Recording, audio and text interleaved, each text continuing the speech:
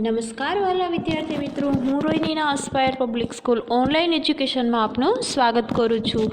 મિત્રો, આપણે આની આગળના વિડીયોમાં ગુજરાતી ધોરણ 4 દ્વિતીય સત્ર પુનરાવર્તન ભાગ 2 ચાલુ કર્યો હતો. એમાં આપણે વિકલ્પો જોયા જે પાઠ નંબર 8 થી 11ના હતા, જે મેં તમને હોમવર્કમાં લખી અને પાકા કરવાનું કહ્યું હતું. આશા છે કે તમે એ વસ્તુ પાકી કરી નાખી હશે. તો ચલો, આજે આપણે પાઠ નંબર 12, 13, 14 અને 15ના વિકલ્પોનું પુનરાવર્તન કરીશું. તો ચાલુ કરીએ પાઠ નંબર 12. પાઠ નંબર 12નું નામ છે બાળ નરેન્દ્ર. શું નામ છે? બાળ નરેન્દ્ર. પાઠ યાદ આવી ગયો ને તમને? બાળ નરેન્દ્ર સ્વામી વિવેકાનંદના જીવનના 2-3 પ્રસંગો આ પાઠની અંદર આપેલા છે. પહેલો તો એને ઝાડ પર ચડવાની મજા આવતી હતી એ, પછી બીજો હનુમાનજીવાળો, એની મા તેને હનુમાનજીની કથા કહે છે અને તે વાડીમાં જઈને બેસે છે, અને ત્રીજો ધ્યાનની રમતવાળો, તે ધ્યાનમાં બેસી જાય છે અને સાપ નીકળે છે છતાં તેને ખબર પડતી નથી એ. તો ચલો, આપણે એ પાઠમાં આવતા વિકલ્પો જોઈ લઈએ. પહેલો વિકલ્પ છે નરેન્દ્ર કોનો દીકરો હતો? ચલો, નરેન્દ્રના પિતાનું નામ શું હતું? દત્તબાબુ, કરમચંદનો કે વિઠ્ઠલનાથનો? તો જવાબ આવશે દત્તબાબુનો. અહીં આપણે લખીશું અ. ત્યાર પછીનો પ્રશ્ન છે મા ભુવનેશ્વરી નરેન્દ્રને કોના વિશે વાતો કરી રહી હતી? મા ભુવનેશ્વરી નરેન્દ્રને કોના વિશે વાતો કરી રહી હતી? તો ભીમ વિશે, હનુમાન વિશે કે કૃષ્ણ વિશે? કોના વિશે? હનુમાનજી વિશે.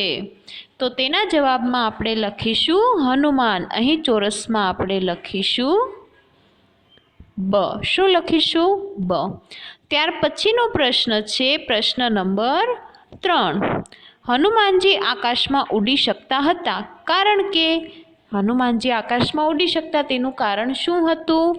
તેમનું શરીર ખૂબ હલકું હતું, તેમનામાં મંત્રનું બળ હતું, તેઓ વાયુપુત્ર હતા. તો હનુમાનજી આકાશમાં ઉડી શકતા કારણ કે તેઓ વાયુપુત્ર હતા. વાયુદેવના પુત્ર હોવાથી તેઓ પવનમાં ઉડી શકતા હતા, આકાશમાં ઉડી શકતા હતા. તો જવાબમાં આવશે ક. ત્યાર પછી પાઠ નંબર 13 લઈ લઈએ. પાઠ નંબર 13નું નામ શું છે? પંખીઓએ પાણી પાયું. સૌથી પહેલાં તો તમે પાઠ યાદ કરી લો. પંખીઓએ પાણી પાયું એમાં શું આવે છે? તો તરસ્યા છોડની વાર્તા. એક પંખી છોડ પર બેસે છે, પછી તરસ્યો છોડ તેને ના પાડે છે કે મારા ઉપર બેસમાં. એ છોડને પાન હોતા નથી, એના મૂળ સુકાઈ ગયા હોય છે. પછી પંખીના ટોળાને વાત કરે છે અને બધા પંખીઓ સાચમાં પાણી ભરીને આ પંખીને પાણી પાય છે. પંખી મોટું ઘટાદાર વૃક્ષ બને છે. છેલ્લે વાદળી તેના પર બેસે છે અને ઝરમર વરસે છે. પાઠ યાદ આવી ગયું ને? તો ચલો, હવે આપણે પ્રશ્નો વિકલ્પો જોઈ લઈએ. ખરેખર પંખીની જાત જ દયાળુ છે. આ વાક્ય કોણ બોલે છે? ખરેખર પંખીની જાત જ દયાળુ છે. આ વાક્ય વાદળી બોલે છે. ક્યારે? તો પાઠના અંતમાં, જ્યારે વાદળી ઝાડ પર બેસે છે, ઝાડ એને માંડીને બધી વાત કરે છે, ત્યારે વાદળી છેલ્લે શું કહે છે? કે ખરેખર પંખીની જાત જ દયાળુ છે. ત્યાર પછી પ્રશ્ન નંબર વિકલ્પ નંબર 2 જોઈ લઈએ આપણે. વિકલ્પ નંબર 2 છે પંખીઓએ છોડને પાણી કેવી રીતે પાયું? પાંખમાં પાણી લાવીને, વાદળી વરસાવીને કે ચાંચમાં પાણી લાવીને? તો જવાબ આવશે ક. ચાંચમાં પાણી લાવીને. અહીં ચોરસમાં આપણે લખીશું ચાંચમાં પાણી લાવીને. બધા પંખીઓ ભેગા થયા અને એક તળાવ પાસે જાય. એક સાચ પાણીથી ભરીને વળી પાછા ઉડીને પેલા છોડ પાસે આવે અને ત્યાં બધું પાણી ઠલવી દે. આવી રીતે 10-12 ફેરા રોજે મારતા અને પેલા છોડને પાણી પાતા. તો જવાબ આવશે ચાંચમાં પાણી લાવીને. ત્યાર પછીનો પ્રશ્ન છે એના જ પાઠમાંનો પ્રશ્ન છે પ્રશ્ન નંબર 3.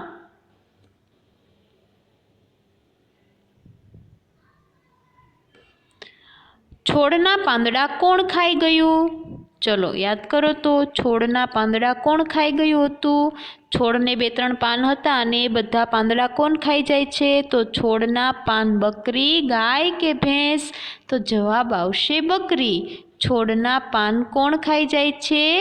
છોડના પાન બકરી ખાઈ જાય છે, એટલે અહીં આપણે ચોરસમાં લખીશું અ. અહીં પાઠ નંબર 12 અને 13 પૂર્ણ થાય છે. હવે આપણે પાઠ નંબર 14, 14મા પાઠમાં આપણે કાવ્ય ભણ્યા હતા, સૈનિક સૈનિક રમીએ. તો કાવ્ય યાદ આવી ગઈ?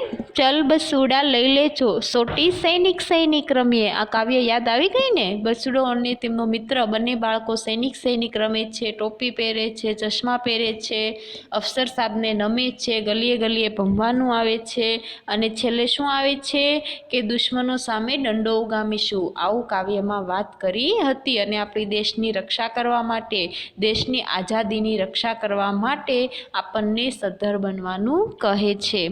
તો એ કાવ્યમાંથી વિકલ્પો જોઈ લઈએ. કોઈની દાનત મેલી હશે તો આપણે શું કરીશું? કાવ્યના અંતે કહ્યું ને, જો કોઈની દાનત મેલી હોય તો શું કરીશું? તો દંડો ઉગામીશું, ઝંડો ઊંચો કરીશું કે અફસરને મળીશું? તો છેલ્લે શું કહ્યું છે કાવ્યમાં? દંડો ઉગામીશું, એટલે એને દંડ કરીશું. અહીં ચોરસમાં આપણે લખીશું અ. ત્યાર પછીનો પ્રશ્ન છે, બાળકો કોને નમવાની વાત કરે છે?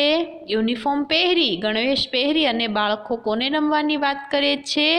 માતા પિતાને, મૂર્તિને કે અફસર સાહેબને? તો અફસર સાહેબને. શું જવાબ આવશે? અફસર સાહેબને. અહીં આપણે લખીશું ક. ત્યાર પછીનો પ્રશ્ન છે, આપણે ભારત માતાને ગમવા શું કરવું જોઈએ? આપણે આપણા દેશની ભૂમિને, આપણી ભારત માતાને ગમે એવું કાર્ય કયું કરવું જોઈએ? તો સૈનિકોનો ગણવેશ પહેરવો જોઈએ, આઝાદીની રક્ષા કરવી જોઈએ કે ખૂબ ભણવું જોઈએ? તો તેના જવાબમાં આવશે બ, આઝાદીની રક્ષા કરવી જોઈએ. શું જવાબ આવશે? આ બ, આઝાદીની રક્ષા કરવી જોઈએ. અહીં આપણે લખીશું બ. ત્યાર પછીનો પાઠ નંબર છે પાઠ નંબર 15. 15 નંબરના પાઠનું નામ શું છે? બે બહાદુર છોકરાઓ. બે બહાદુર છોકરાઓ. બહાદુર નામ પડે એટલે હરિ અને અર્જણ યાદ આવી જાય છે. આવી જાય છે ને? બે બહાદુર છોકરાઓમાં કોની વાત કરવામાં આવી હતી? હરિ અને અર્જણ નામના છોકરાઓની. અને વડોદરાના રાજા સયાજી રાવની વાત કરવામાં આવી હતી. તો ચલો આપણે વિકલ્પો જોઈ લઈએ. કાંસા ગામ અમરેલી જિલ્લાના કયા તાલુકામાં આવેલું છે? કાંસા ગામ, જ્યાં સયાજી રાવ શિકાર કરવા માટે ગયા હતા, તે અમરેલી જિલ્લાના કયા તાલુકાનું છે? રાજુલા, ધારી કે મહુવા? તો જવાબ આવશે ધારી તાલુકાનું છે. અહીં આપણે ચોરસમાં લખીશું બ.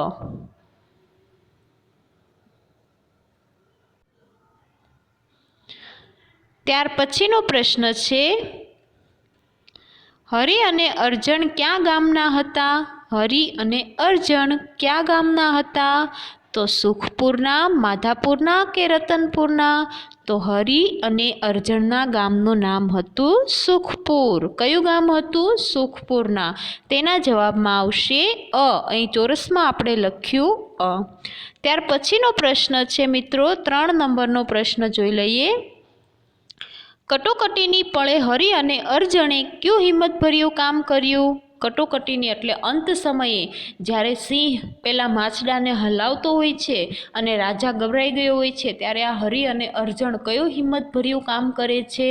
તો એ ઝાડવા પાછળ હોય છે, ત્યાંથી તે હાકોટા કરતા મેદાનમાં આવી જાય છે ને?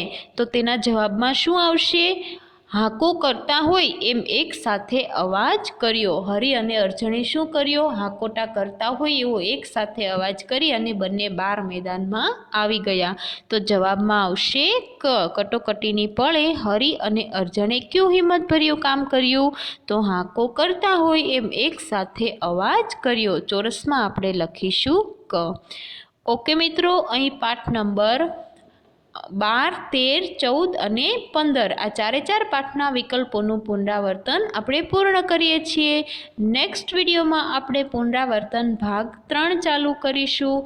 આજના હોમવર્કમાં તમારે આ બધા વિકલ્પો તમારી હોમવર્કની બુકમાં સરસ અક્ષરે લખી અને પાકા કરવાના છે. ત્યાં સુધી આવજો.